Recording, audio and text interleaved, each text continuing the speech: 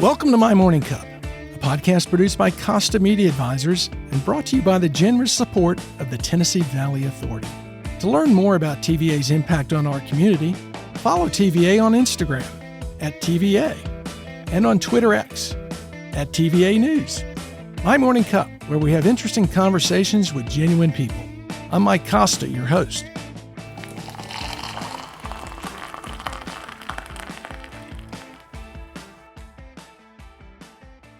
My guest this week is Jason Provonsha. Jason is the CEO of Steam Logistics. Steam is one of the fastest growing 3PLs in the United States. Jason, before we get to your position on non-competes, let me ask, what's in your morning cup? A couple different things. The first cup that I fill up is usually athletic greens. So I drink athletic greens every morning. And then what consists of athletic greens? It's this concoction of vitamins and minerals, and it doesn't taste very good or smell very good, but it's just part of the routine. And so I drink that, and then we'll go work out, and then come back and have just black coffee is kind of my coffee cup, so to speak. What's your workout? Different things. I have a gym near my house, and so I just run over there early in the morning and do cardio and weights and a little bit of everything. And what time are you doing that? I usually get there at 6. Oh, that's not too bad. Yeah, not terrible. Yeah.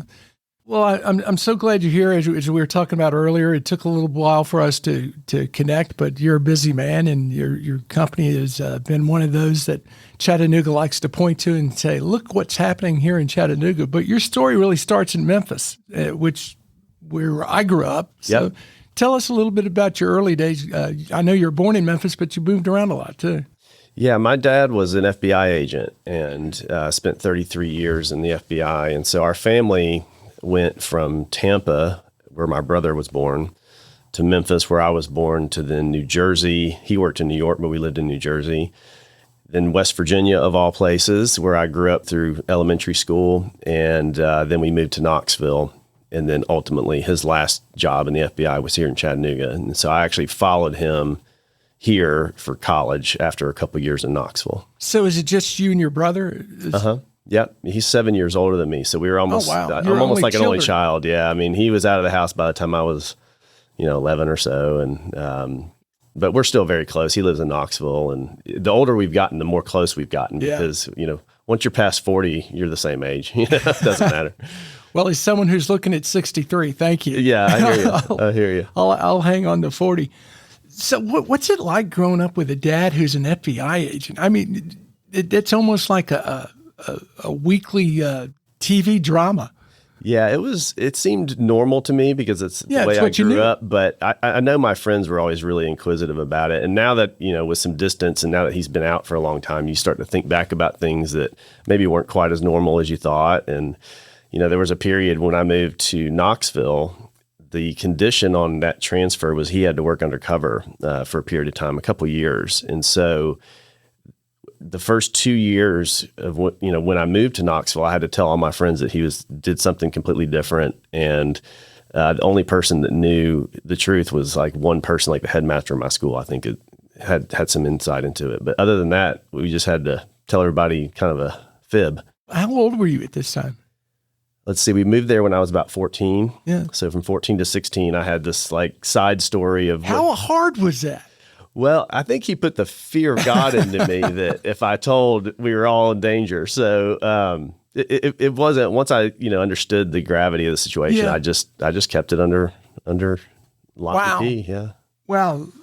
I'm just trying to wrap my arms around that because you'd lived in West Virginia before, and I don't know how deep you want to go into what the cover was, but I can tell you, it's no problem.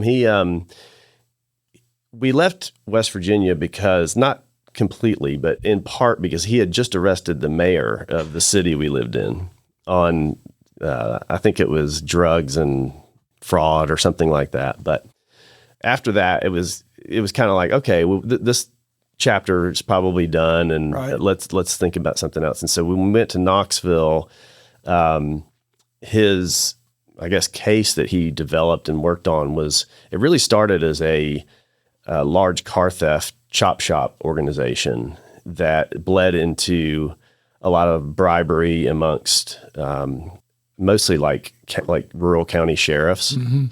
And it culminated in an actual murder where an informant that was a police officer who flipped and became an informant for my dad was now working for my dad to help bring down this big ring of crime. And the person at the top of that ring was his brother-in-law, the informant's brother-in-law. And long story short, it came out and the guy at the top of the ring figured it out and shot him in his yard in West Knoxville. So shot his brother-in-law, the informant? Wow. Yeah.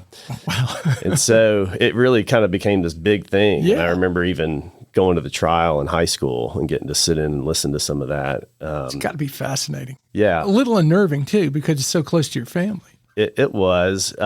It was nice when it was finished because Yeah. it felt like I could be honest with people and tell them what was going on. So what did your friends say to you? All of a sudden, well, your dad's not really this.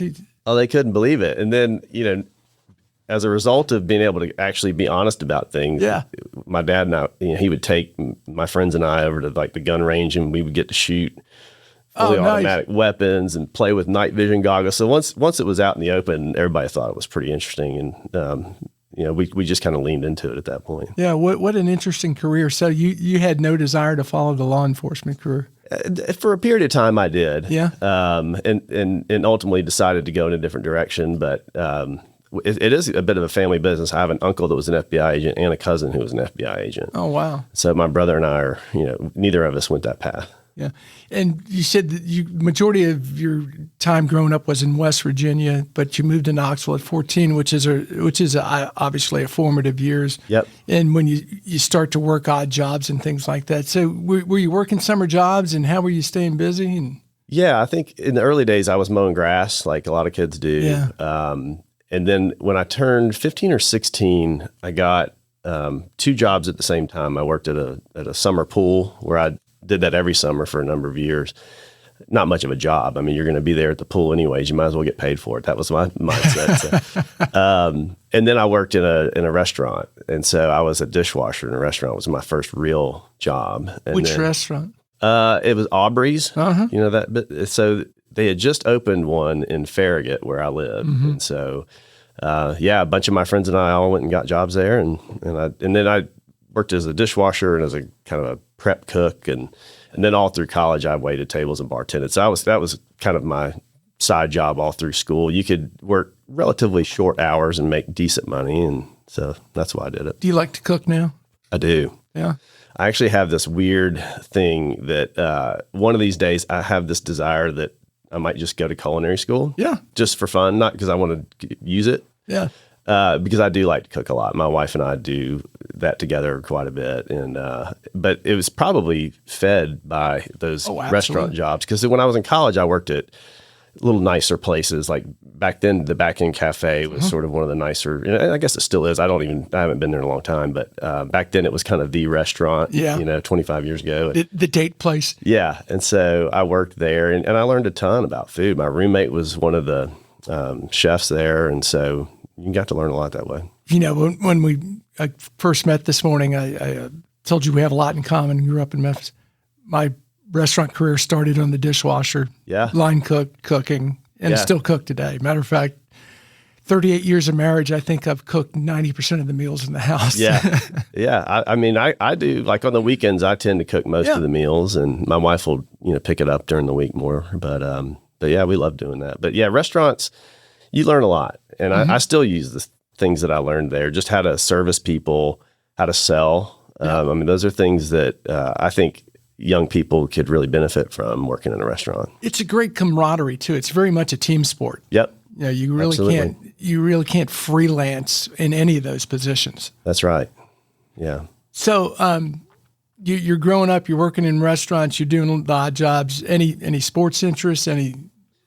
Yeah, I played a lot of sports. I played really mostly growing up soccer, basketball, baseball. Never played football. My mom was, maybe she was waving me off of that. I don't remember. Maybe I was too scared to play. I don't really remember, but I never did play.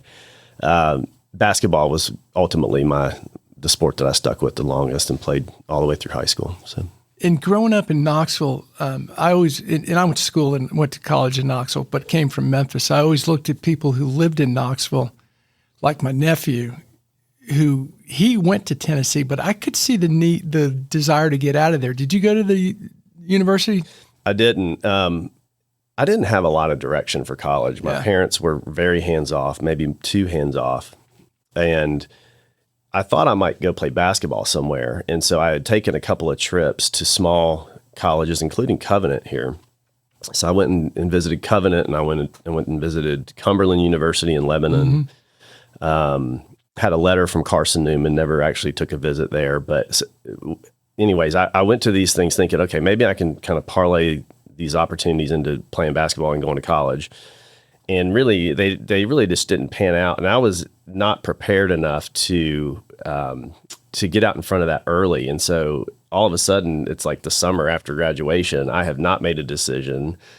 And I didn't know what I was going to do, but I was pretty sure basketball wasn't going to make sense. And anyways, I ended up going to Pellissippi State, which is a community college in Knoxville. So just to get my feet on, under me.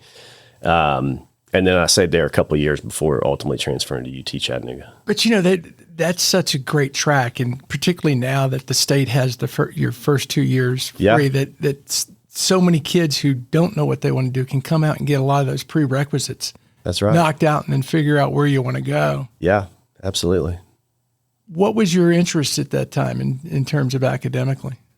I started as a political science major, and I don't really remember why I chose that. Maybe my older brother gave me that tip. I don't really recall, but I did that for the majority of my first year or two. Ultimately decided that I would switch to business finance, which lasted an entire semester before I realized that was not going to work. And then I ultimately landed in communications with really a focus in journalism. Yeah. What was the interest there? I don't remember. I think I took a class. I liked it. I've always been a pretty good writer. I've always liked to write. I'm more of a kind of an English-minded person than a math-minded person, generally speaking. And so as I got into it, I liked my professors that I started interacting with, and I thought, well, this seems like a decent path to go down, and just stuck with it. So, did your dad's career have any influence on that? And I'm just asking that because arresting the mayor of the city you lived in was probably a pretty high-profile case. It probably got some coverage, and you thought, you know what? Yeah, it really didn't. I was at this point. By the time I was declaring a major, I was already 20 years old, because I'd been in community college for a couple of years, and so I think I was just trying to. Really, I always looked at college, and this is not what I would recommend my kids do, but I always looked at college as just a check.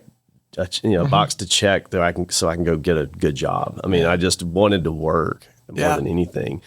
And so by the time I got to UTC, I was too old to go move into a dorm. I had an apartment off campus. I would just drive from North Chattanooga to, school and back home. And then I was working in the evenings at restaurants. And so it just wasn't a traditional college experience. It was more about, I got to go get this degree because everybody tells me if I have that, I'll have a better job opportunity. So college was kind of a job too. Yeah, just something you had to check off the list. Yeah. You always said about college, the best thing I think it does for you is it gives you 4 years to grow up without getting in really bad trouble. It's true. To make mistakes and to learn a little bit about life.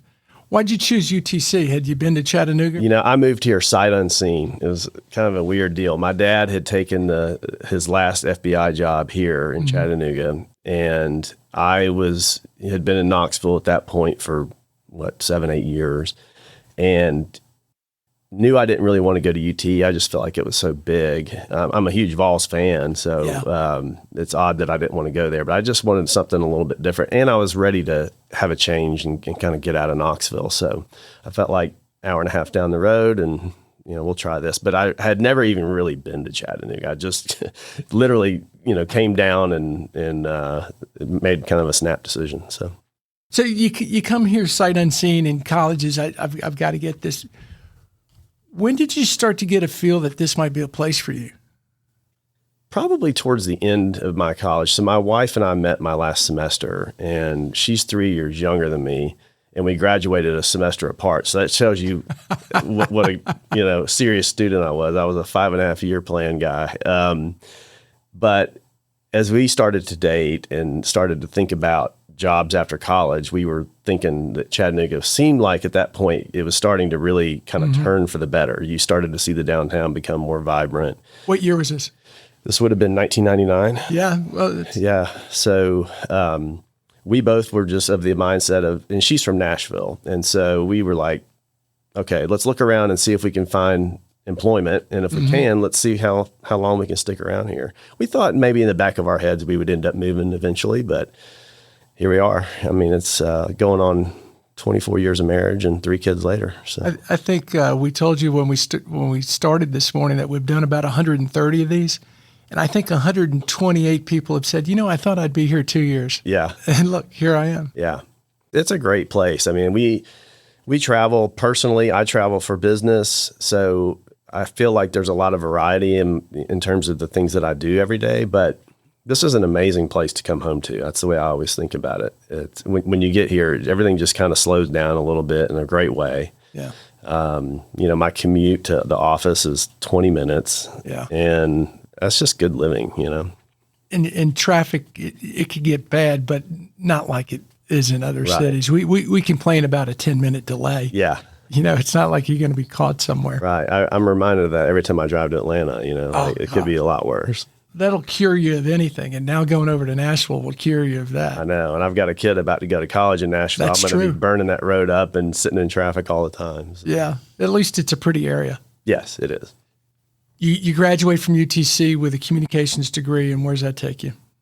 So my first job out of school was at a company here in town called, in those days, it was called True North Custom Publishing. It morphed into True North Custom Media, and I think now they just go by True North. But it was a small business. It was really a startup. Back then, we just called them small businesses. But I was the 6th hire, so there was 5 people there when I arrived. And I came in just to basically manage some of their accounts. And so what the business was a marketing firm that specialized in healthcare. So we did, in those days, the primary product was like a newsletter or a magazine that we would custom develop for a hospital to send to their patients.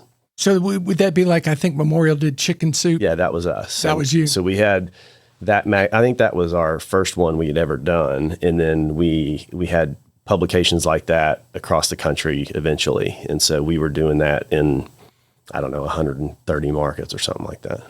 So were you traveling, signing up hospitals, or just more of a customer service role of making sure that everything was flowing the way it needed to flow? Yeah, it was actually more of a customer service role in the beginning, and then it morphed into sales. I became the first salesperson, and then ultimately built a sales team and ran the sales part of the organization. That sounds like a lot of responsibility coming out of school. I know it wasn't immediate, but take me through that track a little bit about how you developed a sales team. And I'm assuming you learned whatever you could from whoever was your supervisor, but you probably had to learn a lot on your own.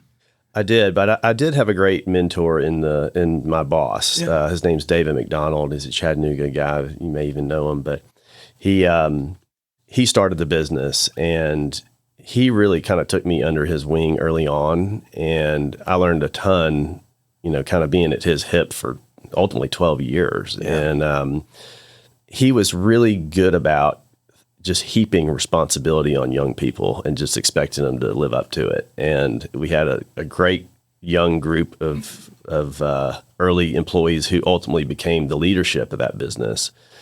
And to his credit, he had pretty high expectations, but he was pretty clear about that. And so he would give you a lot of autonomy to live up to those. And fortunately, I feel like more often than not, I was able to do that. Certainly had plenty of failures within that, but it was a very formative for me. And I think a lot of what I still do today was formed in those early years. Yeah. So you start out, you're the 5th employee, and you're with them 12 years. So you saw a lot of the growth. What did it end up being in terms of total employees by the time you left? Yeah, I think we had 150 by the time I left, and we had gone through a private equity buyout. And so that happened, I think, in 2007 or 8. And then I stayed for another 4 years and then decided to make a change. Those can be hard. Yeah. This one was hard. extremely educational. Yeah. I mean, I feel like I got sort of a poor man's MBA in the process, but it was hard. And what was hard about it was we were merged with another portfolio company within that private equity group. Our business was in really good shape. That business was kind of a distressed asset. And I think the calculus was, let's put these businesses together and that will kind of pull up this, underperforming business. Right. And instead we all kind of suffered. And private equity, this has been my only experience with private equity, but I know enough about it now, just through relationships that I have. It can be really great to scale a business. It can also be really challenging if it doesn't go well. And I'd agree with you. I went through a similar situation with a television station I ran that at the time, newspaper business was going this way, and the majority of our assets were newspapers. And private equity came in much the same way. The healthy business is going to prop up the other one. Right. But I would imagine being the fifth employee and probably even more so for David McDonald being his business, that seeing what you built and developed change so rapidly and you don't necessarily have the voice you had before. Yeah, and I would say we took a real cultural hit. We always had a great culture in that business, and we saw it sort of deteriorate under the weight of the stress and the pressure that was being applied from our owners and that which would be the private equity firm. So, yeah, it was a great lesson. I mean, I'm glad I went through it, I guess is the best way to say it, because first of all, the first 8 years of that business were really fun. I got to do a lot of great things that were really beyond my capabilities, frankly. But I was given opportunities to learn. And so that part was great. And then the 4 years after the deal, like I said, I learned a ton. It wasn't always fun. I worked some pretty demanding hours and including weekends a lot. And so that part was tough, especially starting to have a family as well. We had, 3 small kids by the time I left there. And, even today I'll look at a photo of my middle daughter and I'll ask my wife, I don't really remember that. What was it? She's like, well, that's because you traveled all the time, So, everything is kind of a trade-off in life. And I think mostly we managed that pretty well. But talk about the cultural aspect, particularly at True North, because I want to get to STEAM and talk culture too. But what made that culture so special, and what did you guys do to build that culture? It really started at the top, and my boss he was adamant about making sure that we had a great place to spend our days every day, and we spent a lot of time getting to understand each other. We used an assessment that every employee would take. It was something called the Berkman methodology. And that was a really interesting process because you start to kind of understand what makes people tick. And it sort of turns the golden rule on its head. Instead of saying, do as to others as you would have them do to you, it's more like do as to others as they need it. Yeah. And so you sort of apply this more empathetic approach to relationships. And I would say David was just a very high empathy person. And I also am that. I don't know if that was learned or innate. Probably a little bit of both, but I think that empathy really drove a lot of how we operated and some of the cultural norms of business. It also had to be a heady time too. You're growing the business for 8 years, and that brings people together too, where you're seeing it grow and be successful. Yeah, I think there's nothing like being a part of a high growth business. Yeah. It's so exciting. It's so easy to kind of galvanize the team around a singular goal and mission. And so we certainly had that for sure. You're there for 12 years. You decide to leave. Where do you go? I didn't know yet, but I knew it was time, and my wife was ready for me to make a change as well. And I had traveled for my entire career so much that I really wasn't well connected in Chattanooga, and because most of my clients were out of town, and I just did not have my finger on the pulse of very much around Chattanooga at all in the business world. And so I just started going to breakfast with a couple of friends and who turned into mentors of mine, and asking them questions around, what do they thought I should be thinking about, and just picking their brains really. And they ended up getting me connected to a bunch of different people who were either business owners or high level people inside of businesses. And so one of those people was Ted Alling. Yeah. And I got introduced to Ted, knew nothing about Access America Transport, knew nothing about freight, didn't really think I wanted to know anything about freight either, to be honest. But I was really happy to actually, before I met Ted, I got connected via email. He introduced me to Chad Eichelberger. And so Chad Eichelberger was the president of Access America, who's now the president of Reliance Partners. And so I met Chad, we hit it off right away. And then he introduced me to Ted. And from there, basically where we arrived there was, hey, I don't know anything about freight. If you're willing to let me learn on the job, I can probably bring some sales acumen to the business that maybe doesn't exist right now. And that was kind of the thesis. So we agreed on those terms, and I came in as a individual contributing salesperson that ultimately grew into running a little sales team.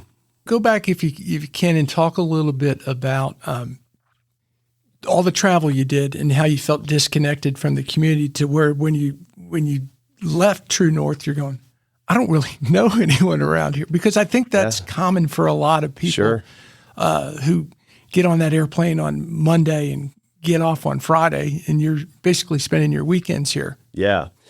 Well, I was so out of touch that I was already beginning to think we were going to have to move. Yeah. I was like, there's nothing in Chattanooga that I can go do that's going to, pay me what I need to be paid and give me the lifestyle that I want. And I just was convinced that was the case. And so, we were already talking about, do you want to move to Charlotte, Nashville,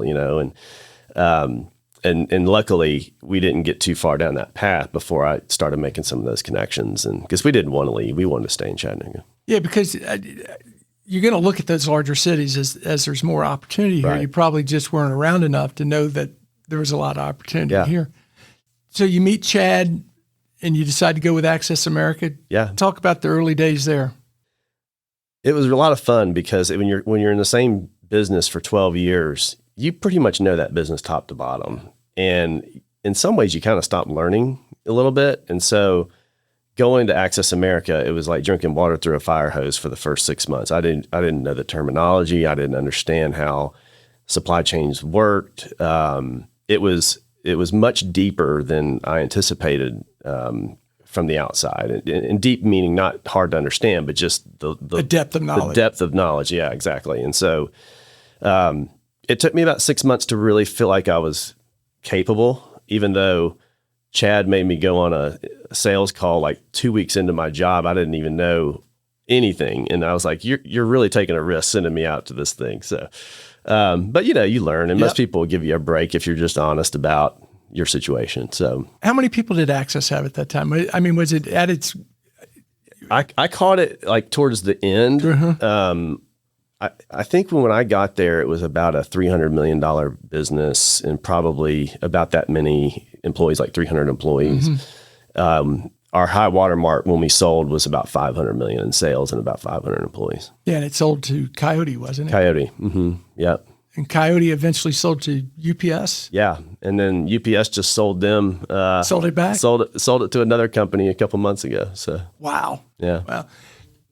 Was there any when you get there and you're having success and you're growing with Access America, and all of a sudden you hear they're for sale? Was there any of that? Oh man, not private equity again, because it wasn't private equity, but having that same experience. I'm sure that there was. Selfishly, I wasn't ready for that because I will tell you that those first couple of years after I got there were some of the most fun I've ever had at work. It was one of those things where I had seen the culture of True North deteriorate, and coming into Access America, a big part of my decision to join that business was the culture, and you could see it. And so, what made it unique? The first thing that I noticed was how flat the organization was. And explain that for people who may not understand what you mean. It just didn't have layers and layers and layers of totemic structure and managers and managers and managers. There certainly were managers in the business, but it was a lot wider than it was sort of vertical. And I loved that. In fact, but it was weird. I came in, and after a couple of weeks, I'm like, who's in charge of this place? Because it seems like everybody's doing whatever they want, right. But there was actually a lot more method to the madness than, as I learned. But I loved that, and I loved how it was pretty low ego, and I think an organization that tends to be flat tends to lend itself well to that. You don't have somebody behind the curtain like the Wizard of Oz pulling all the strings. It's a lot more collaborative, and so. So I loved the culture. And so I was selfishly not ready to change that. But as part of the leadership team, I already knew kind of where we were going with the sale to Coyote. So I had a little bit more forward knowledge than a lot of people. Mm-hmm. And that gave me a chance to wrap my head around it and meet people at Coyote. And so when we actually went through with it, it was a lot less I was a lot less nervous about it. I feel like I had a good handle on the opportunity. And how long had you been at Access? Only 2 years. Only 2 years? Mm-hmm. And in those 2 years, you started not knowing anything about logistics. You go out selling, but then you're building sales teams, right? Yeah. Yeah, we had a little corporate sales team. So the way that the company was organized is we had all these freight brokers. Mm-hmm. And so they're basically on the phones all day, selling to potential customers, shippers, getting an opportunity to move a load for a shipper, and then calling a carrier and negotiating the rate to get that load moved. And that's like the prevailing job. So, and if you can explain it just a little more deeply, the freight broker aspect is they're basically connecting people. They're matchmakers. Yeah. An easy way to think about it is like a travel agent for freight. Okay. So we're calling the Coca-Colas and the Amazons and the Targets of the world, but also we're calling small businesses, and we're trying to, present them with rates on moving a particular shipment. If they accept those rates, now we're going to the carrier and trying to get a lower rate from the carrier, and then we keep what's left over. Yeah, exactly. So how do you know which shippers to contact? I mean, is this a blind cold call? I know you develop clients after a while, but when you're starting out, or is it just call Coca-Cola and see if they've got some Dr. Pepper to ship? Yeah, I mean, hopefully you're not putting, people like me at the time who didn't know anything, on Coca-Cola. Like, we should probably have some more experience in the room, although I'm sure we've done that. Yeah, I mean, it's literally, I mean, it's just a very high volume of outbound sales activity type job. And so my job was a little bit different. So we ultimately had 3 of us at the corporate level, in addition to people like Chad Eichelberger and Steve Cox, who's one of my partners at Steam now. You had some leaders that would go out and see bigger customers, mm-hmm. but our little tactical group was all about going out and getting in front of the Fortune 500 and trying to develop more strategic relationships. So you built sales teams in logistics and in publishing. What's the common thread in there from your aspect? Not the product knowledge, but really what helped make you successful building those teams? I think when you're hiring salespeople, you hire for attitude and train for skills. And probably that could probably be applied to a lot of jobs. But I just think it's more about getting people who have ambition, who can articulate that ambition. And then you can always train them on mm-hmm. what you need them to do. And so that's always, I felt like, been the way to do that. My perception of the brokers I've met in that business is that you tend to hire a lot of former college athletes. Would that be accurate? Yeah. Yeah. I think athletes tend to be really good. And it can be team sports or it can be individual sports. Mm-hmm. But just knowing how to work with others, how to compete. Yeah. Those are good things to have. Self-motivation. Yeah. Desire discipline. to win. Yeah. Discipline. Yeah. For sure. Well, you got to be disciplined to be a good athlete. That's for sure. Definitely. You sold to Coyote.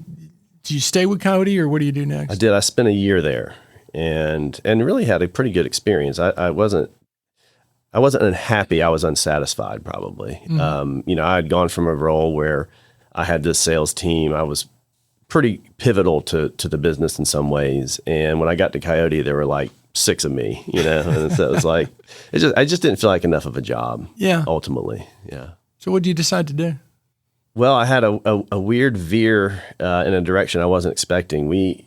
So Ted Alling, Barry Large, Alan Davis, those were the 3 founders of Access America.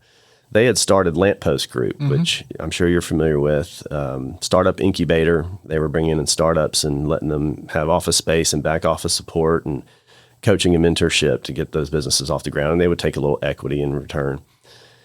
They had hired somebody who was a technologist who was starting to spin up a bunch of different mobile apps. And this was, back in 2015.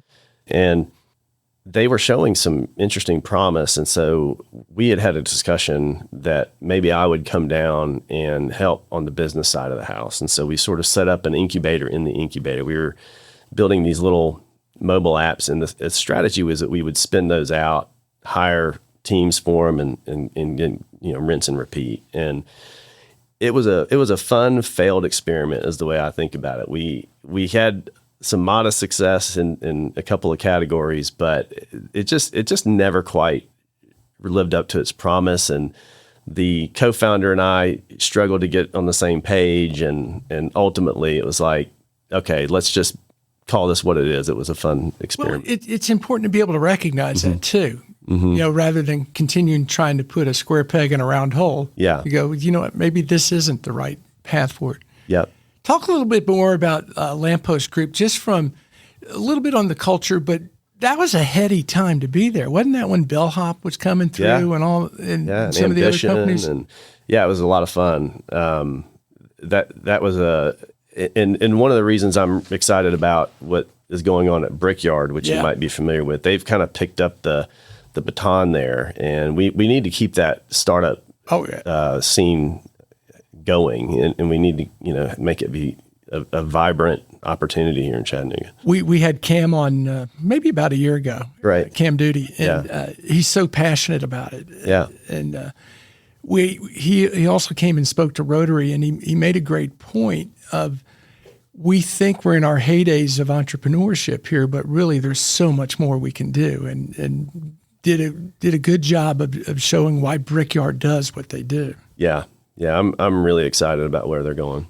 It's interesting that group of guys, including yourself, have all decided to concentrate here on Chattanooga, because a lot of you aren't native Chattanoogans. That's true. Yeah. And, it's interesting. It's a great group of folks who have sort of come out of that Access America, Lamppost, Bellhop. I think, in fact, our CFO he was the CFO at Bellhop's before he came to us. And so it's a great ecosystem. And I would say more broadly, Chattanooga's business community is also a great ecosystem, whether it's from that more insular group that I just talked about, or just more broadly. I've made it a point over the past 5 or 6 years to really try to get more ingrained in the Chattanooga business community. And I just have met fantastic people and who've really turned into friends through that, even competitors.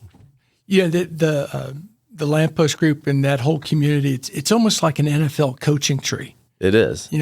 Everyone works with each other and for someone at some point, and you take those things away and you kind of develop a similar system. Yeah, I think that's a good analogy. Yeah. So your Lamppost Group, what comes next? I went straight to Steam. And how'd that come about? We had a conversation about the risk that I was taking coming into Lamppost with this new concept. And so we had talked about that ahead of time. And because Steam was ultimately started as a sister company to Access America. Was Steam started because that got you into ocean shipping? That's right. Yeah. So we started up Steam as a way to get into the international side of logistics, which we didn't do any of at Access America. They're very different businesses. We didn't really realize just how different until I was working there and trying to figure it out. But yeah, so we had already had a conversation, and because there was some ownership ties between Access America, Steam, Reliance Partners, there were options if this experiment didn't work out. And so we had already kind of talked about that. So when we ultimately decided to make a change, I just went to Steam at that point.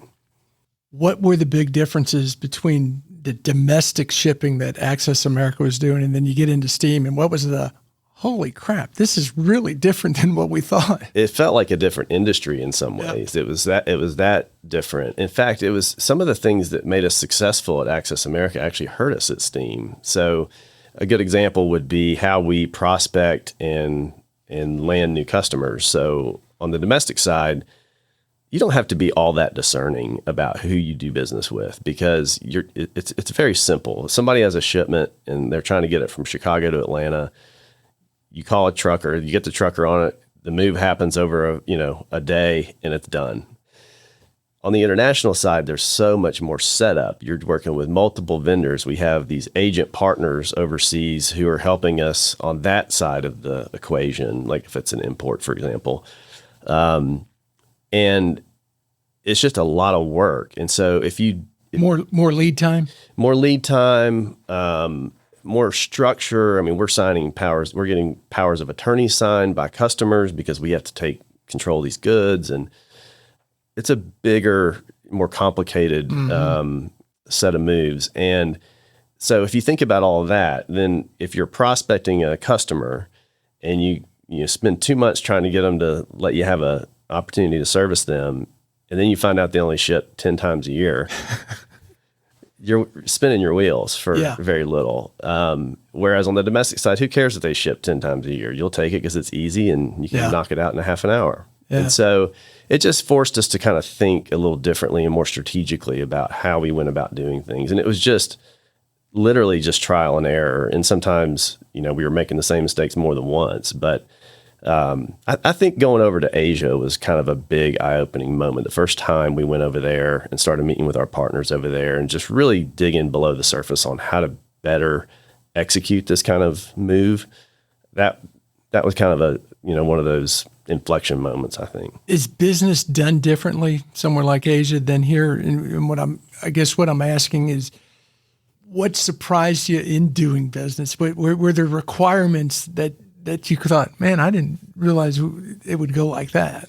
Well, it's definitely more formal. Is it? Yeah, I mean, the meetings themselves would be more formal. The dress code is more formal. So I would say at a high level, that was a very different experience. But really, it was more about learning how to get better rates and what we needed to do on our end in order to do that. One of the problems with international shipping is you have a chicken and egg dynamic between the rates that you can acquire to get freight on these vessels and the volume that you produce that generates those rates. So in other words, you can't get a really attractive rate until you have the volume. But how are you going to get the volume if you can't get a good rate? And so it's just it's just a headache, and you have to just do it in kind of fits and starts until you build that over time. So it's a little more art than science, maybe? Yeah, a little bit of both. Yeah. And the challenges that we were always faced with was we were competing against some of the largest competitors on the globe, and they obviously have a lot more volume than we do. And so we would have to get pretty creative on how to go find a better rate. And we found some techniques to do that ultimately helped us to kind of build that over time. You get there, you don't come in as CEO, so you come in on the sales side, right? Yep. And what size was Steam at this point? 15 people, probably. 15 people? Yeah, something like that. And what are you at today? About 520. Wow. So how do you go about building that sales team, much the way you did in your past? Yeah, at first, I really just kind of came in and tried to work with the brokers, the folks on the floor who were both doing sales and operations. And because we didn't have the money to hire really much of a sales team. So I basically just went in there and tried to figure out who are our big customers, who are we calling on, who should we be chasing for new business. And I just hit the road. And so I just started going, and I had a lot of contacts from my Access America days, especially amongst big companies. Mm-hmm. So I just started going out and introducing Steam and trying to figure out how to get people to trust us and let us do some work for them.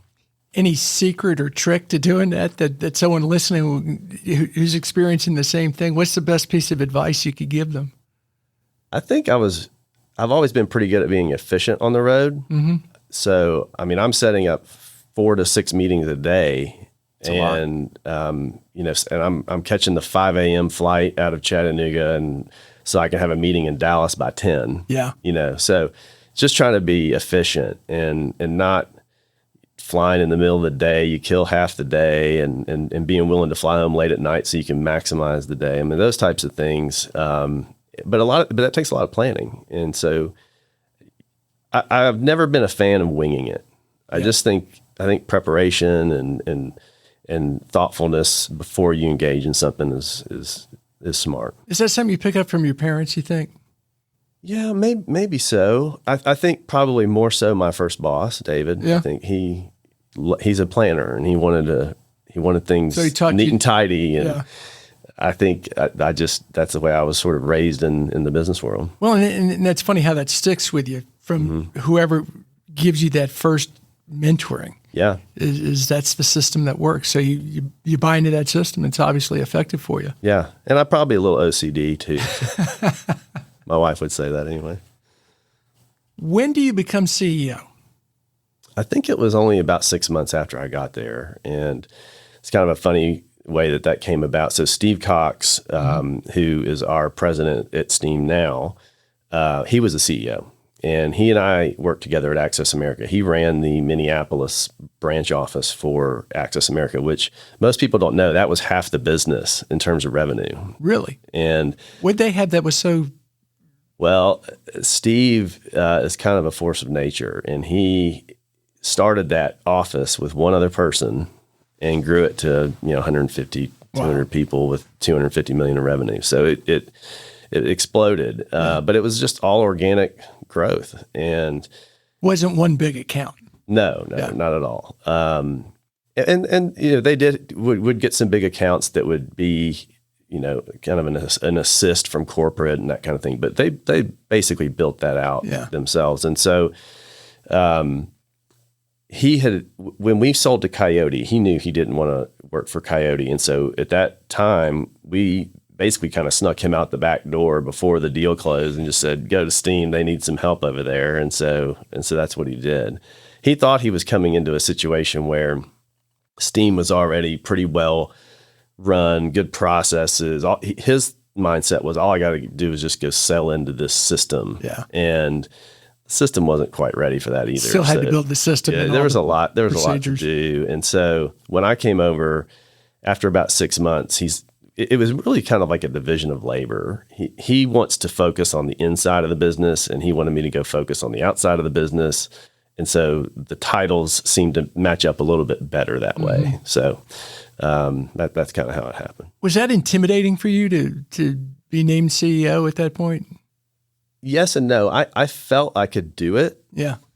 But there's something about that title that just, it kind of gives you, it gives you a little imposter syndrome. You start to wonder, is that really who I am? And I've never put too much stock in titles in general. I think it's kind of overblown, but I really just tried to focus on the job and like what needed to happen, and of my skill sets, what could I apply that would actually help make that happen? So you get in there and you got rapid growth. You need new space, and there's a building downtown I moved here in 99. Yeah. That building was like that, I'm sure, 10 years before I got here. Oh, it's been like that for, I think, several decades for sure. Yeah. Talk a little bit about identifying that as where you wanted your headquarters to be and what it took to get it in the shape that you wanted.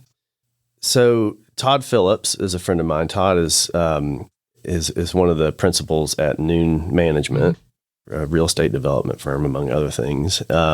He and I have been friends for a long time. We used to be next door neighbors, and all four of his boys grew up with my three kids, and they still are close friends, and so are we. But we were in the building adjacent to it, the Lifestyle Center, which he was also the owner and landlord of. And we had totally run out of space to the point where not only was that suite filled, but we had to lease some temporary space at Unum just for spillover, basically. And so we had to come up with a plan, and he told me that he wanted to look at that building. And I know a couple other companies had looked at trying to revive that building before. And anyways, he was able to find the owner, and we started running numbers, and we just put it together. Well, it's now a showplace. I mean, yeah. If you hadn't been on that corner in a number of years and you look and go, oh my goodness. Yeah, we've got a great before and after photo in our lobby. It's fun to look at. What was the building originally? Was it a car dealership? Yeah, that part of the building was where it was basically a parking garage for cars that was attached to the showroom of a car dealership. I think the showroom was actually where the Lifestyle Center is now. But they had a car elevator in the building that we're in now. We had to take it out, obviously. But wow. I mean, it's built like a bunker. It's just tons of concrete. So when that day comes, whether it's a tornado or whatever, we all need to head to Steam Logistics. Yeah, yes, be pretty safe. Yeah. I want to get to a couple more things before we run out of time. And one of them is something that you and I have in common. Your crusade to end non-competes. Yeah. I was in the broadcast industry, and non-competes are rampant. Yeah. And my attitude was, why would we, one, hold someone back? And two, if they don't want to be here, I don't want them here. Yeah. It's a very logical way to think about it. Yeah. I feel the same way. Yeah. We've never had a non-compete. They are very pervasive in our industry. And the problem with them is our industry likes to hire a lot of kids out of college. Yeah. Kind of that mindset of hire for attitude, train the skill kind of thing. And these young people come into the business, you hire them, maybe the third day they get through all their new hire paperwork and sign a non-compete that they don't understand, and they don't know what the ramifications are if they want to leave. And so it feels just kind of sleazy to me. And our mindset has always been basically what you said, which is, if we don't create an environment that's going to keep our people, then shame on us. And if somebody wants to leave, do we really want to hold them hostage? Yeah. What kind of an employee is that going to be? And so we just never liked them. But where we started to get a little bit more on offense with regard to non-competes was when we started our domestic group. So when we started Steam, and after we sold Access America, we were in a non-compete with Coyote to stay out of domestic transportation. That makes fair sense. Non-compete, right? Like that's a business transaction. That's not an individual not being able to better their career or themselves. Correct. Now, we probably shouldn't have signed one for 7 years. That was a little bit long, but we did. But when we were finally ready to turn that part of our business back on, when I guess that thing expired in the first quarter of 2021, we had all these people that we used to work with at Access America that we wanted to go hire and kind of bring them back to the family, so to speak. And as we were doing it, they were all working other places. And we just kept getting nasty letter after nasty letter, threatening to sue and all kinds of things. And so Steve had this idea that instead of just continuing to have to fight all these letters, let's take this to the court of public opinion. And so he posted about this on LinkedIn, and he has a lot of followers, probably 30,000. Wow. And he posted on LinkedIn, he said, we've gotten 7 letters over the past 60 days from competitors on non-competes. The next one I get, I'm posting it, and we're just going to bring this into the sunlight a little bit. And that stopped him immediately. We never got another one. Wow. So, I mean, it's just because that created, you can imagine like the dialogue going on LinkedIn around this. And so, and then we took it a step further. We launched a website called endnoncompetes.com, where we went out and got, I think, over 100 of our competitors to sign a pledge that they would not institute a non-compete or do away with the one that they had. And that's pretty important. Yeah. And Steve's even been to Congress to talk. He's been asked to go, and he's gone up there a couple times. I had to enforce one in the broadcast industry that we went to court and we lost, as we should have. Right. I mean, this was a new sales rep who really didn't even know a lot about the business, much less trade secrets. Right. Yeah, it's just corporate bullying more than anything is what it is. Yeah, absolutely. Before I get to my last question, I do want to remind our listeners who makes all of this possible. And it's thank you to the Tennessee Valley Authority for sponsoring My Morning Cup. Follow TVA on social media to learn more about its multifaceted mission of service, and visit TVA.com/do good here to explore exciting TVA career opportunities. All right, last question, my standard question. I want you to think back to your 25-year-old self. What would you tell that 25-year-old self is important for a happy life? The first thing I would say is marry well. That's great advice. I think that is the single most important decision any of us can make. And I'm trying to remember, I guess I was married at 25, but maybe barely. And probably some level of relax, be patient. Everything isn't always as it seems. I think when you're young, you're anxious. I mean, you're just trying to build a career. You're not smart enough to know how to see around corners very well.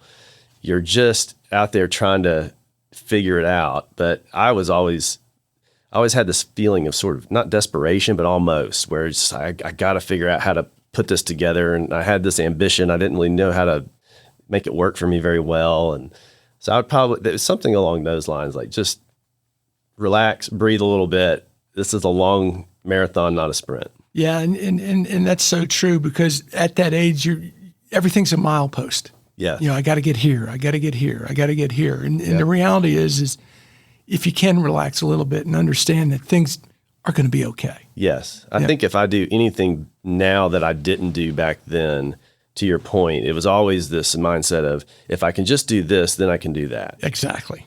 Now I still have that, but I also enjoy the moment, and like more consciously, because if you're always delaying gratification by trying to hit that next milestone, you're really not living your life as well as you could anyways. And so trying to live in the moment while you're chasing these long-term goals, I think, is what I've been working on the past decade or so. Well, that's such an important point, because you do get so ambitious in hitting those marks that you're in good times and you don't realize you're in good times. Yeah. And one day you'll look back and go, oh, those were some of the best times. Yeah. And I didn't really appreciate them the way that I do now. So you don't want to have, everything be nostalgic. You want to enjoy it as it's happening.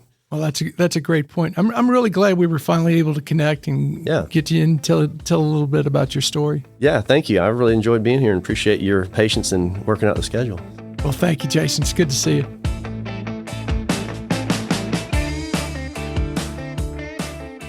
Thanks for listening to My Morning Cup, a podcast by Consta Media Advisors. If you liked this episode, please share it with a friend. I release a new episode each week, so be sure to subscribe on Spotify, Apple, Google, or wherever you listen to podcasts.